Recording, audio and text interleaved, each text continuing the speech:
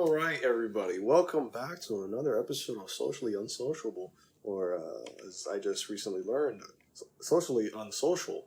I am currently the one introducing us as your host for today. So welcome back, my little N-words. I'm here. I'm here joined with my, I guess you could say, co-hosts, Johnny Mac John. And Christofferson. So yeah, welcome to this wonderful episode today, where pretty much none of us have any topics on that. Whoa. Well, with the exception of Christofferson. Yeah, I wonder how many people are gonna think my name is actually Christofferson. That's good. Listen. I mean, that's fine. Shit. So the topic I wanted to have, but I'm the only person that's actually taking the binge on this, is the Fallout TV show. Oh. And how phenomenal it is. But obviously you guys haven't watched it. Yeah. See, I was hoping we can do a breakdown review on what we all think and all that. But again, you guys haven't seen it. So yeah, silence your fucking...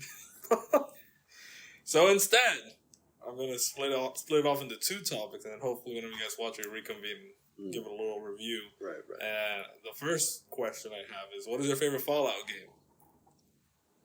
To each of you. So I have not played any Fallout games. I knew that was the answer as soon as you asked that question. I thought you talked about I briefly played Fallout 4, I want to say. What'd you play it on? PlayStation. Which PlayStation? My... It's probably Fallout 4. Yeah, Fallout 4.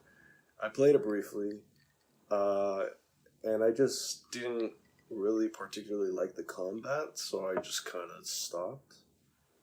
Okay. Like, what threw you off of the combat?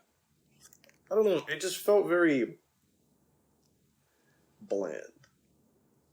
Like, I wasn't a fan of, like, these people are effectively like bullet sponges, and Gotcha. I thought the like, you know that mechanic that you can like sort of stop time, The VATS. yeah, and then like just automatically like target a specific thing, but there's like a percentage or whatever. I feel like that would be abused eventually. It does. It goes on a cooldown, right? It's a cooldown that it goes on. You can't spam it. You can't spam it because you have like, the more time you shoot people and then it increases, and then you use it and it decreases. Right. Which is fine. I don't know. It wasn't engaging to me. Gotcha. Okay. What about like, you downloaded it for a reason. So like, did the lore interest you? Did the idea of it interest you? I would say like the premise of Fallout 4 or Fallout in general is very interesting to me. Like I love the opening. The opening is fan-fucking-tastic, where it's like, hey, you are essentially living in the 1950s. Well, actually, you're not living in the 1950s. Not the 1950s. So it goes into a bit of the Fallout lore. It's what makes the show so good. Fallout follows an alternate universe. So in the 1950s, where they started to like mess around with nuclear power around World War II, originally a bunch of scientists wanted to use nuclear power to power everything, and that was stopped. Fallout follows a timeline where we didn't stop. That's why everything's futuristic, but also looks like the 1950s. If you notice, they have like cold fusion powered cars. I don't know if you noticed that when you were playing the beginning. Their cars levitate and stuff. Yeah, I remember. I just remembered, like, I knew that it was like advanced technology. I figured there was some sort of kind of alternate timeline, like almost like a Wolfenstein type shit. Kind of, yeah. Where it still takes place within the same year, but it is different as well. It's essentially like the thing that they were trying to avoid. Mm-hmm. They kind of like, this is kind of what would have happened, and then the game takes place after that thing was. So rather like about making a game about like, this is like the problems of like using nuclear and like how it'd be abused. That already happened. You're like in the aftermath of that. Which, yeah. Regardless, I found the whole like 1950s aesthetic mixed with the futuristic type of like, oh hey, like, you know, we have robots and the cars and all that shit, and just, hey, there's like nuclear war kind of going on. And just like when you see the explosion, everything's getting eradicated, you're heading down to the bunker, you're cryogenically fucking frozen and all that shit. And Did you actually know that wasn't supposed to happen? what do you mean? The people that are getting cryogened didn't know they're getting cryogened. I didn't know that. Or maybe I don't remember. I don't know. They tell you that it's like you're supposed to wait there until the vault closes. That's how they get everybody in. Then you get cryoed, which your person didn't know that was going to happen to them. Interesting. It's a shady business deal. I mean, what isn't a shady business deal? It's if you play like the other ones, and if you watch the show, they explain that every vault is an experiment. It's a different experiment. So there's a different thing going on in each vault. I think I did know that. And then some of them are control vaults, which is three where nothing happens in it. 3 is a control vault, and so is 76. Right, which is the one that you come from, right? In form? 76. Or Fallout 76 is a game. Okay. It takes place before all the other games. It's like it's about Reclamation Day, which is something they talk about in all the vaults, and that's like when they're supposed to open the vaults and you're supposed to reclaim the wasteland. You're one of the first vaults that opens. So like 76, there's not like a lot of settlements. I think that was actually one of the problems. Is like Bethesda really wanted to drive home that you're the first vault to open. So something they did is they made this big world. There's no NPCs in it.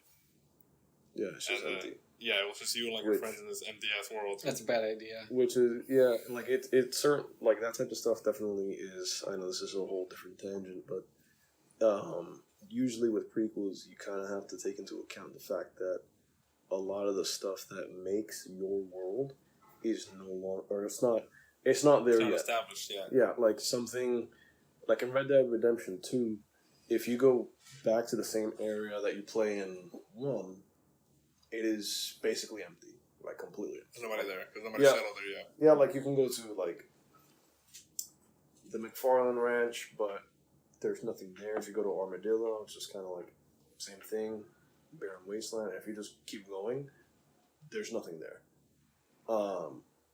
But like, because everything is supposed to take place kind of in the east portion of the map. Like nothing is really occurring within like the area of the anything past Blackwater. Like that's just a barren wasteland, pretty much. Anyways, back to the Fallen thing. I do find the premise very interesting, especially like when you get to go out and explore, of just seeing like what once was. Is America. Now like this, like what? Well, not even necessarily like. Does it have to be like America? Because even Metro, like the Metro games. Metro, like 20, yeah, like 33. I know there's like different kinds, but Metro, it's in Russia, for the most part, or Europe more specifically. But I like seeing a world that once was, that is no longer there, but there's still like remnants of it. And I think that even also applies to like real life when we kind of see like ruins and stuff like that. Yeah, like I think there's like old civilizations. Yeah, like the fascination with like Pompeii, where it's like, oh, there was something here once upon a time that was, supposedly like very great and bustling, and now this is all that remains. Same thing. I think there's like a phobia called submechanic phobia or mechanophobia, which is basically just things that are supposed to be, I guess for lack of a better term, afloat or at least on land, submerged in water. So like sunken ships and stuff like that. Like when you see a sunken ship. Does phobia imply a fear? Some people, yes. I guess if you have it more generalized, I think it's just like it makes you feel uneasy. Like have you ever seen like the ruin of the Titanic? Yeah. Although it's not necessarily like scary, it is a bit like unnerving at the same time. Like when you see like where it's broken, this was like the mast, that's like you see the gash on the side and all that stuff, and it's just like there's just icicles on there, and it's just broken and rotting and all that stuff. There's something eerie about that I guess kind of applies to the same concept in Fallout. So like I downloaded it, I gave it a shot. I just didn't like how it played. Gotcha, yeah, because I mean, one of the things that really kept me in Fallout is story. I wouldn't say gameplay was like super crazy. Well, I love anything like where you like, I guess RPG. Like I like Skyrim, like Baldur's Gate. I like Fallout, obviously. It was like things where you go around and you collect gear and stuff like that, and you get better as time goes. And stats. If there's a stat when if I have to like allocate stats when I'm already in. Like, okay, I'm playing this. But before you don't get to answer, what is your favorite game? Because you have played them, John. Of the Fallout games? Yeah. Are you a New Vegas stan? I heard that New Vegas is usually like the most popular. I'm gonna tell you right now, without spoiling for you guys and listeners that are listening, anyone that loves New Vegas had a massive hard-on at the end of the show, including me. Damn, because I played 3, Vegas, and 4. 3 is also considered one of the best. 3 is also considered one of the best. I did hear that as well. I really don't have a favorite for either of them. I guess I played the most of 4, and it can also be lore-wise. Like, you can like one of them just because you like the lore more than better than the other one. I mean, all the lore's connected, but you know what I mean. I'm gonna I think 3 and Vegas were better. 4 feels whack, just because it was definitely one of those games where they wanted to push as like the next gen, next hit, next celebration of gaming, that this is going to change everyone's lives, and it's just filled with absolutely nothing. And I hate that they dumbed down the speech system. Yeah, that really not a lot of people like that they made the dialogue options. You played 4, so you could talk, if you recall. When you click, you have a voice. You didn't have that in the old games. What's cool is you can hear yourself. What sucked is, in the old games, you had 20 speech options based on your stats, your character, etc., etc. In 4, you have 4 because it's your 4 buttons. Because they really wanted to dumb it down for some reason. They wanted your character to talk. That's literally it. A lot of people were saying that they also wanted to appeal to a wider audience, that they just didn't want a small amount of people to like the game. We didn't need all that fuck shit. 4 and Vegas are so far between each other. I think I'm just going to say New Vegas because I remember a lot more of the story of Vegas than 3. Okay, I gotta respect that. I mean, Vegas is considered like I said, one of the best Fallout games, and some people say the best Fallout game. Yeah.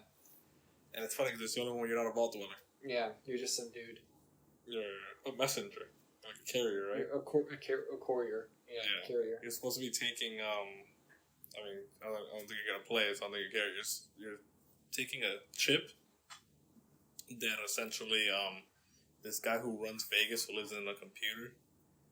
So as you know, he, from what you know, he lives on the computer, and he wants that chip because he's going to upgrade his security system so he can essentially isolate Vegas, which is called New Vegas because he rebuilt it. Well, actually, he protected it. So during the nukes, he owned the highest military contract and the highest robotic contracts. Which in the show you actually get to see him when he was alive. So he used his technology to protect Vegas from the nukes. So Vegas, the strip, the strip is intact, and he owns it. During after post-apocalyptic, he owns it. It has all the working lights and everything, but he wants this chip so that he can upgrade all his robotics. It's called a planet chip. And then right at the start of the game, you're taking it over there. You get shot in the head, and you lose your memories, and someone takes the chip from you.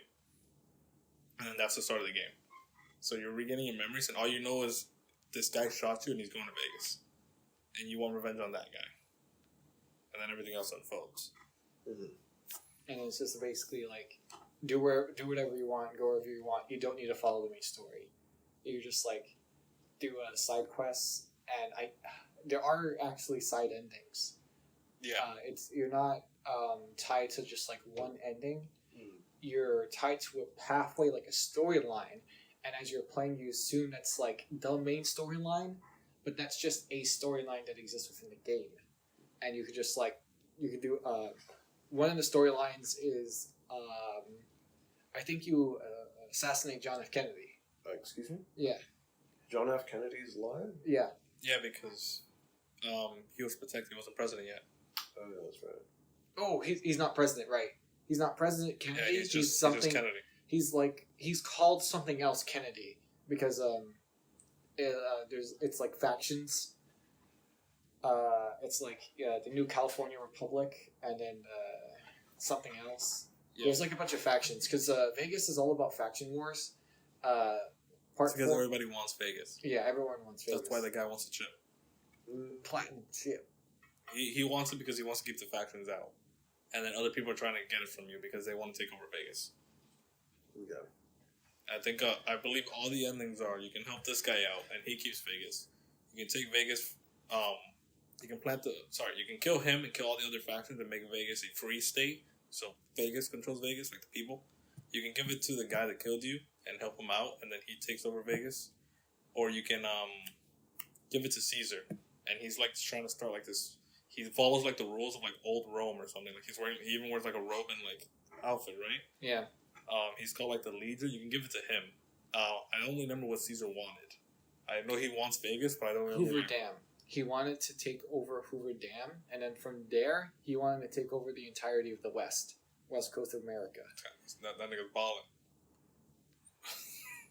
Doesn't work out. It doesn't work out. Even if you follow him? If you follow him, I think he dies of cancer. Oh, Because he's old. He's super old, and I think that man can't catch a break. that was also I think part of their whole cultist religion is that they don't believe in medicine, so that you That's either old Rome, yeah, okay. you Actually, either, that's weird. Isn't Rome known for medicine? I mean, they're not exactly Rome. Yeah, it's weird. It's Caesar's interesting. I like Caesar, but he was also weird. Because they also hang people on crosses and say that they're like heretics. Like they did Jesus. Yeah, yeah, absolutely. But they're also just like a bunch of savages that live out in like the. I mean, yeah, it's post-apocalyptic, right? You can't really take anybody at face value. It's what? It's post-apocalyptic. Like Yeah, you can't take anybody at face value. True. When it came to like the games, there doesn't have to be. When it came to the games, I wanted to search for like some sort of appeal or gimmick. So while I was playing Vegas, one of the things that I did is I just maxed out my explosive like perks and my explosive passives, and I just got a bunch of dynamite and I went one round and then just threw the dynamite at people and it would just explode. So I kind of did like a demolition build, and I just did that for a little bit, and that was like fun for me in Vegas. So for these games, I try to find something that's just like unique or that I could catch on to. For part 3, it was more about just like the story and exploration, because this is the first game of its time that's doing a post-apocalyptic first-person, like walking around shooter type of game that's also open world. Like Fallout 3 was the first of its kind. There wasn't anything else. So for Fallout 3, just the immersion was like satisfying in order for it to play. And then for Vegas, it was just like the nuances of the creativity. But for me to get back into either of those games, there's really nothing there other than like someone saying that like, hey, you should play it, or just like knowing that it's one of like the top 100 games of like the generation. Like everyone knows about like the quote unquote greatest games of all time, you know? It's games that became so popular and so legendary that you don't even own the console, but you know about it and that you've heard about it, or that you've seen stuff about it. Mass Effect, Dead Space, Battlefield series, Call of Duty, Gears of War, Halo, Grand Theft Auto. I will say, if you don't care about the gameplay, but you care about the story, like, I would say you would have an amazing time just looking up all the lore, and once you're done, you're just watching the show. Or modding it. Well, yeah, I guess that too. I'm saying, like, if you just want to digest all the lore without playing, Yeah, because I would say just look it up and then watch the show once you're done. I do consider the world of Fallout very interesting, very intriguing. It, in a way, it kind of reminds me of this movie named The Book of Eli. Yes. I remember the Book of Eli. Such a weird movie. It was weird. It was a weird movie, but I liked the fact that it was it was just in a post-apocalyptic world where everything was dirty and grimy and everything has been destroyed and there's just like crazy people left and right. I like that whole thing where it's like, yeah, in a way they're trying to build a society, or at least trying to survive off of what they can by previous society standards, even though it doesn't necessarily go the same way. But I like the sort of hints at like, hey, this happened, that happened. Why is this book important? And just kind of like the revelation towards the end of like, oh, this is the book. For those who haven't seen it, spoiler alert. It's the Bible. It's the Bible. The Bible. Now, I guess I wouldn't call it like a religious movie. Even from like a very secular standpoint, it's like, yeah, technically that is the number one selling book every single year. The Bible. So it makes sense that in this world where they're no longer printing books, because why would they be? This is like the last one. You know, it's like the last book, and it's the book. It's the book. You know, hence why some people call it like the good book. You know, but even then, like, if I remember correctly, like in the movie, they explain like a lot of those books were burned or like destroyed and whatever happened. And I like that kind of like that hint to like, hey, something happened here. And you don't know if it was because of humankind, you don't know if it was like some sort of solar flare, you don't even know if it's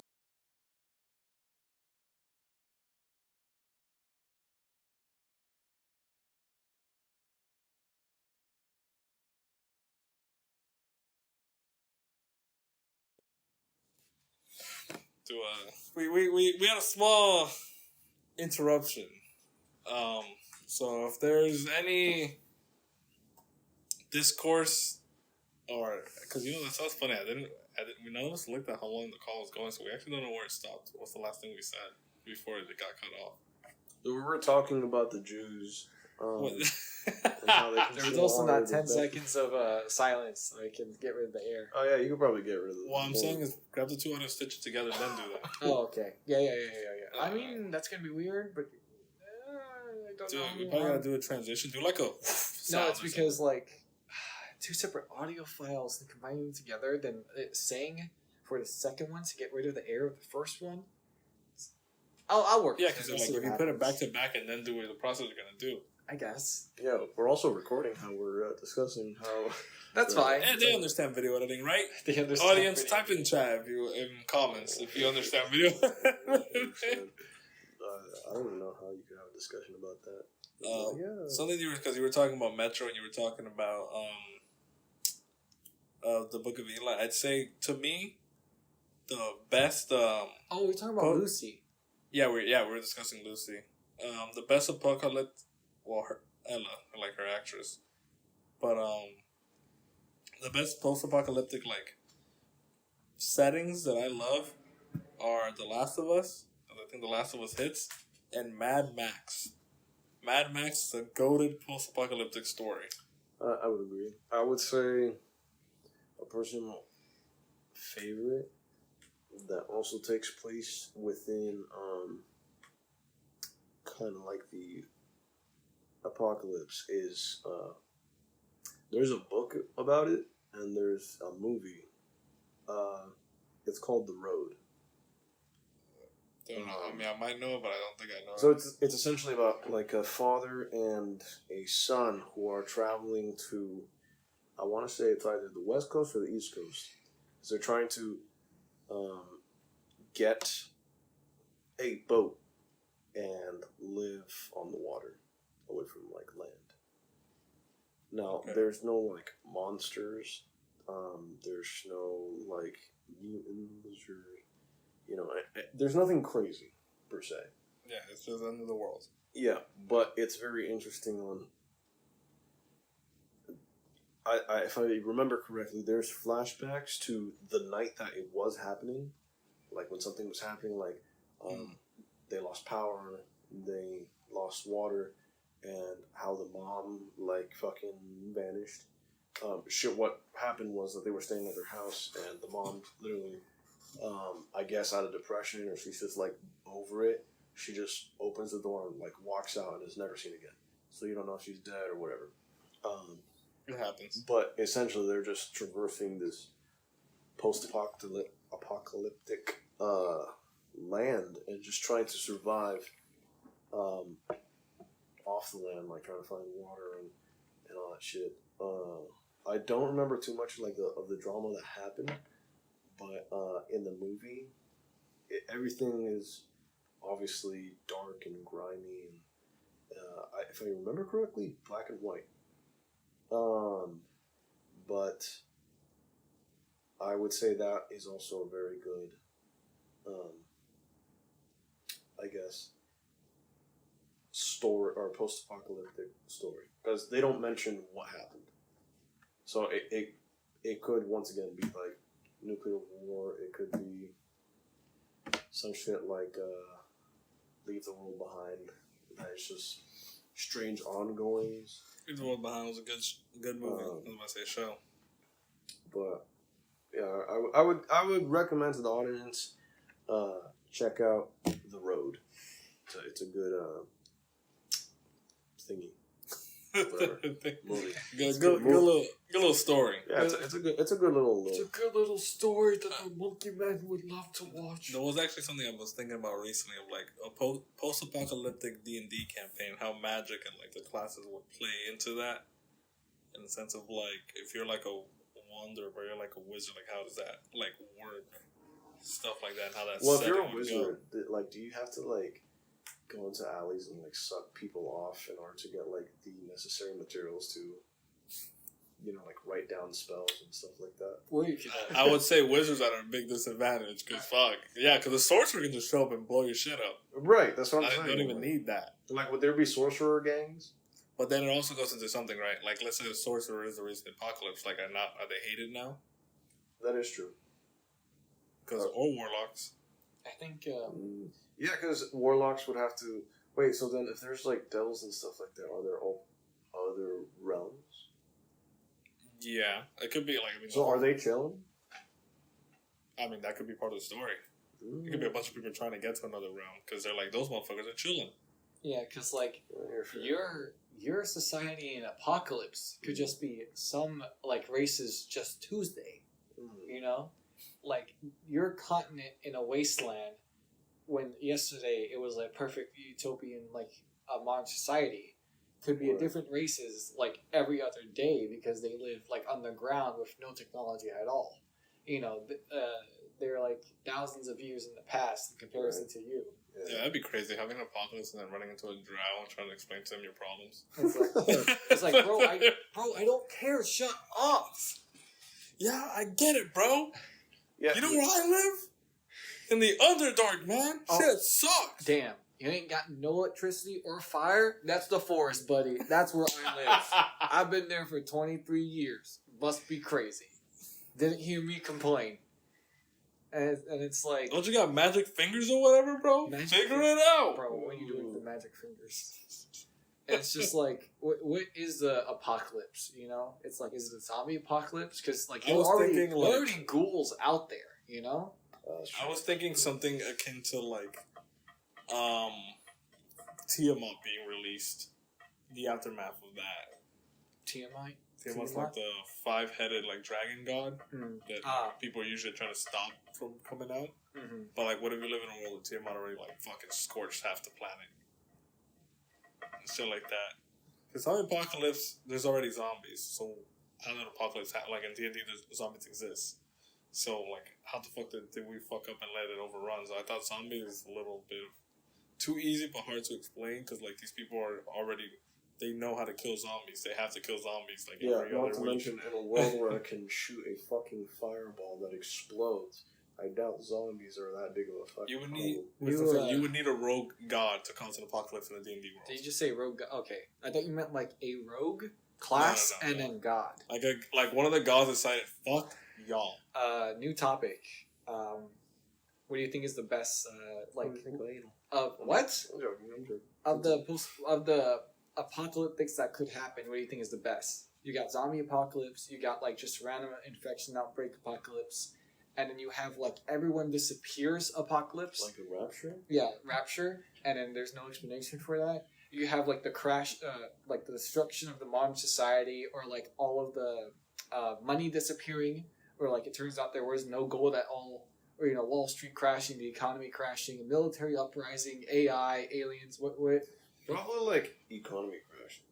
is your favorite form of apocalyptic? I wouldn't say like it's my favorite, but I'm just saying like if I had You to advocate choose for it, right? one- No, I don't. What do you mean by advocate? Like I'm not like I want these fucking Wall Street motherfuckers to I'm gonna lose all their say money. alien invasion Apocalypse. because I think it'd just be cool. You think it would just be cool Well, for hundreds of millions of people to die? Yeah, Apocalypse, buddy. from Apocalypse. aliens, bro. That's crazy. There's no more TV. There's no more Community, bro. There's no more. There's no more. I can't watch Troy. Ugh. There's no more Fallout shows, bro. There's no more going on That Instagram. happens in any apocalypse. Yeah, but you're saying like it would be cool. It's like Because I mean, like, economy crashing, like you would have to go through that before the apocalypse, bro. Like everyone would be broke and like you'd watch it. But aliens, it's just like you walk out. Oh my god, there's fucking aliens. I have a question for Vlad.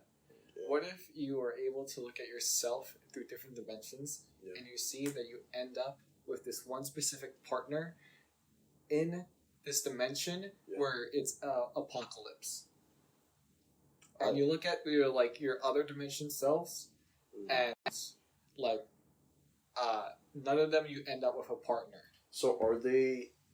Wait, hold on. Okay, so if I end up getting a partner, No. the You're- world you're- blows up. You're looking at 8 different dimensions, I'm right? looking at Okay, 8 wait, that was also. So were you? Yeah, I immediately understood what you meant by that. because you said in this one world, the world has completely ended, but you have a partner, and in the other ones you have no partner at all. So what you're saying is that my canon event is that if I get a partner, The world is ending. the world will explode. In this hypothetical situation, yes. That in order for you to get a partner, the world has to blow up. So like, I have to be like committed to them. You're gonna like cheat on your like No. post-apocalyptic partner? I mean, if I'm like, I mean, like, are they my girlfriend, wife? What's the tier It's- level of like partner in this? Regard? it's the type of story where you meet them, like meet cute, huh? meet cute, Meet cute? meet cute. What's a meet cute? Is Like, that a have dating you- app? No, no. I mean, actually, that's not a bad idea. A meet cute, by definition, is just kind of those moments in romance stories where two people meet each other by Like a situation. like a cute situation.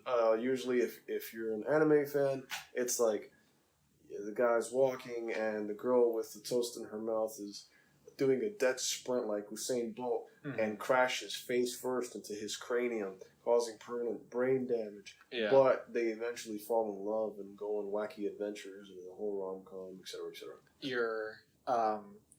Your mom who's single starts dating the neighbor who's single, and then he comes over with his daughter. Turns out is your girlfriend that you've been flirting with for like the past 9 months. Yeah. So now you're like, is it weird to bang my stepsister when we've already been dating? That is And- actually that is an anime. Yeah, I'm pretty sure it is an anime. Of course it'd be an anime. Except he didn't just flirt. They full blown like had sex. Also, he has a crush on his teacher, who also turns out to be his. Is this an anime or a hentai? It is a anime both. actually. It's an Okay. anime. It is actually an anime where it's like, okay, the premise of the anime is weird sometimes. Here we go.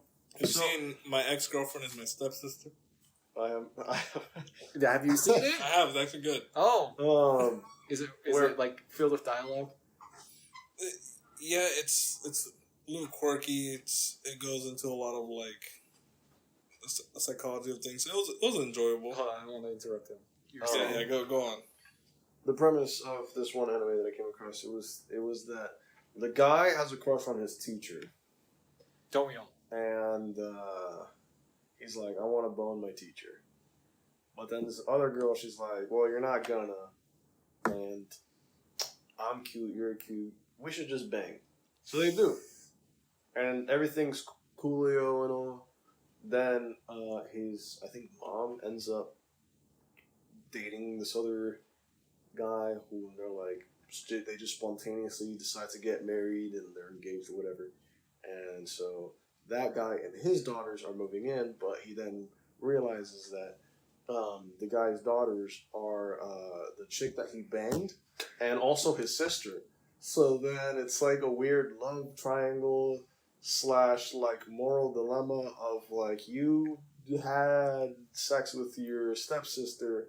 In addition, you have a crush on your other stepsister, and now you're trying to navigate Just like that real shit. life. Which I gotta say, like, these are very strange circumstances that I'm like, man, only in anime could something like this ever truly happen. But then I remember that people are weird too. Absolutely. I was gonna say, and then you remember, Weird Life is just insane and crazy. You said weird life instead of real life? Real life. Real life is just as insane and crazy. If not, the reason why we have these weird ass shows is because life itself happened first, and then they appeared on TV. Oh, quite literally. I'm pretty sure it's people go through these things and they either dramatize it or they give like alternate retellings of it, but it's also that they experience where that's like where stories come from, including ones with like encounters of entities that don't exactly exist. I remember what you were talking about of Cute Me. So like, yeah, you're talking about the Cute Me, like, you know, shows or like Disney Channel shows where like they're both either like running away or being hunted, and then they have their heads in the opposite direction as one of them like pulls vines out of the way, and they both like stare at each other, and then like sprinkles and like sparkles happen, and they're just staring at each other. And one of them's like, "Wow," the other one's like, "Huh?" And then you know what? And then they crash into each other, and for some reason, they somehow invert into a 69 position. Yeah, That of course. So your Cute Me would be with the way it would start, because you're asking about its relationship. It'd be that like you guys were like aggressive to each other, like attacking each other, like in like fist fights. Yeah, like kind of throwing jabs at each other, but not like, you know, none of you made contact. You know, it was just like one jab, then like run away, and you guys kept meeting each other in these situations where you both were already running from something else, or already being attacked by something else. Mm-hmm. Then it just got to the point where you both realized that you guys could work together to stop this one thing from attacking you. You know, either a random wild animal or like some savages or bandits. Right. And then as you guys just stayed together as like the course went on, you guys like, you know, hated each other or were always bickered, but you guys continued to be close and dependent on each other, and then you were able to see like the good part about them rather than like. So what you're essentially describing is enemies to lovers. Yeah, enemies to lovers. Oh, don't we know people love that? Yeah. They hear this. I mean, the enemies to lovers always in a bad show. So yeah, you're looking at. It's not bad. Yeah, it can be good. So yeah, it's good. It's good. You're looking at these 8 different dimensions. In only one dimension, you have a partner. Where the reason why you have a partner is because the world blew up. So in order for me to have a partner, the world must end. In this one reality. In that one reality. But there is. But I do not have a partner in any of the other realities. In any of the 8 realities that you look at. So you're basically asking what he calls the apocalypse for a partner? That's not what I'm asking you at all. Are you saying would I steal and also execute the nuclear launch codes and just to get laid? Okay, that's not what I'm saying at all. I'm just saying, how would you feel if you noticed that you had a partner, but it was in a post-apocalyptic world? I would probably feel bad because at that point, it's kind of like, damn, the human population would have to be reduced to such a degree that this person sees me as a suitable like partner. Okay, I want you to see that part, which is also not true. What I want you to see is the part where it's like you have a partner, but it's post-apocalyptic. Because you can have a partner, but it's like a sci-fi world, or you have a partner and everyone is ethereal beings, you know? But you have a partner, and where you have to think of it like a cheesy, like high school, like a cartoon show, where it's like, I have a partner, but I'm also in a post-apocalyptic world. Oh. It's like, I have to manage the pathways of romance. Oh, there are zombies chasing after Are you trying us. to? Was quirky like romance? I'm trying to like- get no. It's because I'm trying to get his mind out of the whole like I only have a partner if everyone's dead. It's like no, I'm talking about just the fact you have a partner, but it's post-apocalyptic, and it's like Okay. So what was your question? that's what it was. It's just like how would you feel about like you having a partner, but it was also post-apocalyptic. I'd be chilling. Like You'd because be in fine with that- that? yeah, I think at that point, like I mean, at least I'm not alone. I guess. That's good. Like if I'm gonna be like let's say it's like a zombie world, right? I mean, like really, like at the end of the day, like if you just kind of like find the boat, you're probably chilling, bro. Or like a yacht. You got. Yeah, like if you're on a yacht, like you're good. I mean, it shouldn't be that hard to figure out how a yacht works. I feel like there's just, or like if you live in the wilderness, like you go to Montana, what the fucking, like nobody lives in Montana. What zombies are you going to encounter in Montana? Jack shit, you're going to encounter a grizzly bear. I hope we get no fans from Montana. Well, I mean, No. Zombie grizzly bear. but I'm not saying that like people in Montana fucking suck. I'm just saying Montana is like a very like Midwest. it's Midwest. a There's very nothing. Midwest northern like. It's kind of like saying like yeah, I'm from South Dakota. Have you ever met somebody from South Dakota? No. Exactly. Same thing for Montana and like North Dakota. Those like there are times where I forget states exist. Yeah, Like because Delaware. Like Wyoming. because they don't because they're like Or just Wyoming, so yeah. they're There's just just- so in the back of your mind, but also so in the We're back also of like Florida, technology. bro. We're like the most like eccentric state in the fucking. That is because also we're a true. coastal state.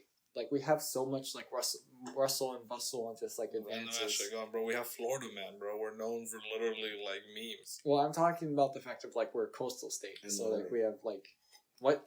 In Miami. It's Miami. like the and like Florida is the whole like. Would you let your girl go to Miami alone with her friends? Nope. I would never do that. Being from Miami, is If you have a very girl funny thing to where hear. you can't even trust her with doing something like that, you shouldn't even be here in the first place. Well, it's because even if you trust her, if someone throws some coke in her nose and shit, you don't Someone know what thought- she's doing. again, She's in like, Miami, dog. again, like this is a fully grown female adult. It's not like She gets roofie. What's she you doing? can't if you're thinking of your partner as like an NPC where if a certain amount of variables happen, then she turns out this is going to happen, then you should just not have that person as a partner. because here's the thing. I love my wife, but as soon as she goes to Miami, she's going to turn into a coked up slut. So I have to ensure that she's never there so that I can maintain this balance of her personality. Here's the thing, like, no, it doesn't matter if they're like naturally innocent, but if they're hanging around with people who are a bit on the wilder side, like they can be influenced, and like the whole thing, even in the Bible, like there is a whole thing of like, hey, like you may be good, but try to stay away from like the bad influences, because one minute you're innocent, the next you're asking for cocaine or Molly, which would be it's just one. There's these things where it's like All I'm saying is that, like, yeah, if you're a girl because like and- you're with your friends and you're going to a club and you're having a party because it's one of your girlfriends, like fucking a lot of people just don't. birthdays. A lot of people just don't understand that since the Bermuda Triangle is right there, Excuse me. Miami imbues this special type of aura and like this energy field appears. Yeah, it's Where like as soon as Running to like the women- Loch Ness monster Yeah, out here. as soon as like women go to Miami, they lose all sense of self, which is natural for them. Oh, And then especially when they're roaming and it hurts. cut that. No, that's what I'm saying. It's like it's not something magical. It's literally the person. I think You know, he's trying to speak in satire. If a female goes to Miami for a group, I'm not saying that like it's not like a domain expansion. Like they just enter this barrier and suddenly they're done for it. What I'm they're saying cooked. is it's like A, who are you going with? B, where are you going? And then C, who are you going to be with? What I was trying to apply, it's not even your friends. It's like Miami's known for it, that there's just a bunch of people in Miami around those specific areas of clubs that are trying to do harm. And that's why I tried to bring up the things of like roofies and stuff like that. There are people there not who just are Miami. trying to harm Yeah, like John. your For innocent example, girlfriend. right? You're your girl was like, you know what, John, I'm gonna go to Miami with my friends. Yeah. Girls, only girls. Yeah. Girls weekend trip, whatever. You know, I will tell you, like, Chelsea wants to do some clubs, right? Mm-hmm. And she keeps you updated, right? She's in the club, she's like sending you snaps, and she's looking all cute and whatever. She's having fun, and then she's doing a couple drinks. And in the background, you see Bill Cosby. Holy shit. I was able to, like, look at the snap and, like, notice that Bill Cosby is in the back. Yeah, all the it's pixels. It's like a CSI type thing, like enhance, and then there in the corner, you see Bill Cosby staring down your girl. He got right? out. Then, with each snap, you see him in different, like, locations, but gradually getting closer to the point where she's like, oh, I'm having so much fun. She's taking, like, a shot. She's like, oh, this one, like, old guy, he's very sweet. He offered me this drink. And she's like, she's taking a picture. Is Bill Cosby right next to her. And then you're like, no, get out of there. Get out of there. And then you just don't hear I try to talk to her, like, if she's, like, a soldier and, like, Good. spy. Yeah, you're like... You're compromised. Get Get out, fucking evacuate. Go to the extraction zone. And then she stops answering. She doesn't answer for the next, like, 24 hours. She's like, I woke up in this random place. And, like, my friends were asking for me. Sword. And she's like, semen on my face. I don't remember what happened the last night. It's just black. It just cuts off at this point, and then I wake up at this point. And I only had like 2 or 3 drinks, or like 4, like a couple drinks, whatever, a couple shots. You know what you gotta do, right? You gotta burn her. Set her on fire. I'm sorry. Okay, I thought you meant as in like the CIA, like you're burned, and then she gets like the fax machine of like her spy licenses revoked. He's like the fucking the excommunicado. I mean, but both work. And then now assassins are after her, and she's like, "Fuck! Now I'm in Miami." She turns. She looks out the window and sees the lens flare, and it's just like assassins coming after her just because her boyfriend burned her because she went to Miami, and then Bill Cosby roofied her, and then she woke up blackout drunk in somewhere, and now assassins are hunting her because she lost the protection. Right. I think we have to wrap it up. We have to wrap. This is actually a really good conversation. We have to wrap. I can only drive so fast. Yeah. Oh yeah. Okay. Final closing thoughts. What would you do, man? Would you be like, damn it, I knew it. Miami is just a bad omens, just right across the board. My closing. He's not even trying to help her. He's just like, damn it, I knew it, Miami. My closing statements is mistakes could happen. Like a mistake from a friend could like lead to her, where it's just like, where'd you get these drinks from? It's from that guy. Oh, why didn't you tell me that? I drank them. Oh god, now I'm in a domain expansion. You know, that's mistakes could happen. People aren't perfect. I would trust her going to Miami, especially if there are some guys in the group. I would like to hopefully assume the person that I'm with is as sound in mind and has a similar personality to me. You know? Would you bug her? Would I bug her? Yeah. No. Would you put like a tracking device on her? Like, would you be like, oh my god, yes, I would. Oh my god, baby, like have a good day, and then you give her a hug, and then you just put like right under her collar. I would put collar. And she like. Oh yeah, collar for sure. I thought you meant like she has like a. Good. Closing arguments. I'll let her go. When as soon as she wouldn't do anything, because it's just like if you're who you are, right. But as soon as like we encounter another friend and you become a completely different person, you're not you. You're that other thing, and that you're just like putting on like a show or whatever, which I don't think is cool. What are you guys' closing arguments? Chris, what's your closing argument for letting your girl to go to Miami? It goes into a thing of like, it's what I was saying before. Miami is known for multiple crimes. It's not even just like the whole like, yeah, then I go to Miami. Because I mean, like, if your girl goes clubbing and cheats on you, bro, she's gonna cheat on you wherever else she went. You know, it's not Miami that made her cheat. But like I like to take into account stuff like Miami is like one of the highest sex trafficking and human trafficking like places known in our country. So it's like those are the things I usually worry about. I try not to worry about cheating because it's like once they do, if you cheat on me, I'm gonna break up with you. Right. It doesn't matter regardless. I don't think there's a good explanation you're gonna give me. Even That's if why I you tell me always you got a pap job. smear my girl every time she comes back home. You always what? A pap smear? Anyways, Vlad, what are your arguments? Listen, I'm just saying there is a bit of a pattern. You know, stereotypes come from somewhere. Oh I'm my just gosh. saying, when they say, hey, you know, was your girl go to Miami alone? I'd like to say this: single people go to Miami clubbing. If your girl is asking you to go to, I wouldn't say that's suspicion. But then again, if they were invited, it's a little different than they planned to go. I feel like. But if your girl plans to go, it is a little suspicious. I would say that. I feel like that's also part of that sentence right there. That like it emphasize that part. Are you letting your girl go to Miami? It's like, oh no, fucking Jessica. I was like, oh, okay, buddy. You know. But you know, I'm glad you let us in. Lead us out. Well, ladies and gentlemen, and my fellow N-words, thank you for tuning in for this lovely episode of Socially Unsociable, or also known as Socially Unsocial. We are your hosts, Vlad, Johanathan, and also Christofferson. I hope you enjoyed. Please like, comment, and also subscribe.